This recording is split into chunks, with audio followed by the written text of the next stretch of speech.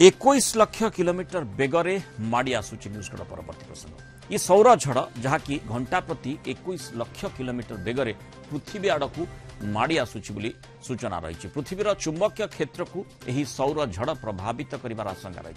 विरल कैनाइवाल सीएमई बा coronal mass injection जोगु यही सौर झड़ सृष्टि होता वैज्ञानिक माने कहउछंती। पृथ्वीर चुंबकीय क्षेत्र प्रभावित हेबारु सैटेलाइट जोगाजोग पावर ग्रिड आदि प्रभावित हेबार यथेष्ट संभावना रही। सेकेंड प्रति 600 किलोमीटर बेगरे माड़ी आसुथिबा एही सौर झड़र प्रभाव उपरे वैज्ञानिक मानकर नजर रही।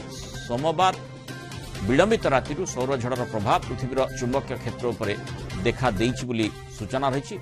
मैग्नेटोस्फियर उपरे अधिक चाप पड़िबारु तीव्र भूचुंबकीय गतिविधि आरंभ होइछि। सूर्यर सक्रिय क्षेत्र AR4199 एक लंबा अवधि पाई M2.7 क्लास सोलार फ्लेयर सृष्टि करिबारु ई सौर झड़ संपर्क में सूचना मिलता। किंतु सौर झड़ केते क्षतिकारक होई पारे संपर्क आलोचना करबा महाकाश विज्ञानी डॉक्टर शुभेंदु पटनायक रहउछन। डॉक्टर पटनायक स्वागत करिबा आलोचना को।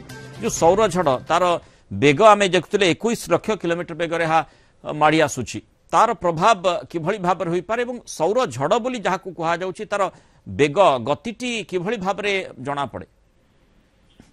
देखो सौर झड़ जो आम कहे प्रकृत में से गुड़िक गोटे कणिका गुड़े आम आड़े आसुचंती।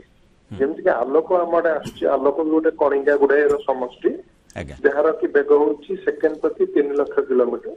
ठीक सेमती सूर्य बहुत समय बहुत कणिका बाहरी आए इजेक्ट होता है जो कही बाहर को आसार बहुत गुड़े कारण अच्छी। से भाया सौर झड़ प्राय बहुत समय सूर्य आम सृष्टि होता है आईपाई चारिआड़ को कणिका गुड़िक खेल विच्छुड़ित हो पड़ी था बहुत अधिक पदे आसती। तो जो बेगटी आम देखुचे भयानक आमको लगुच डर लगुच कि प्रकृत में से बेग किसी असुविधा ना से भाया लक्ष लक्ष संख्यक कणिका सब सूर्य बाहर आम आड़े आसपरिक सब समय आम देह भर कणिका प्रवेश कर जाऊँगी।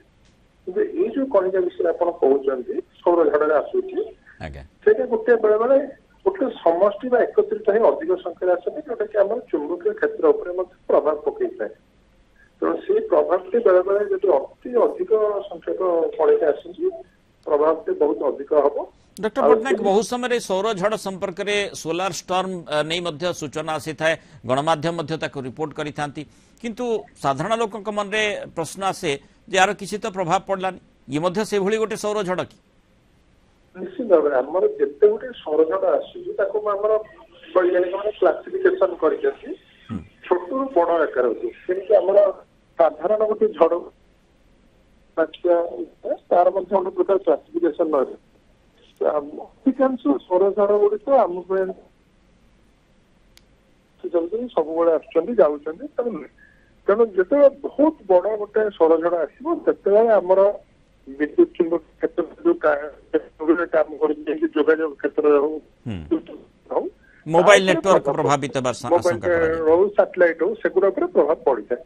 किंतु जो गुड़िक ए साधारण सौर झड़ गुटे आसूचे तार एमती किसी असुविधा ना आम प्रभाव पड़े। साधारण ना असाधारण बोली कह यहाँ अति साधारण बोली आम कह झड़ प्राय प्रत्येक 3-4 दिन 5 दिन अंतर घटुची यहाँ अति साधारण बोली आम कह जोटा कि सेमती चलीज पास कर सेमती किसी प्रभाव पड़े जहाँ भी प्रभाव पड़ो से कम क्षणिक हम जोटा कि आम साधारण लोक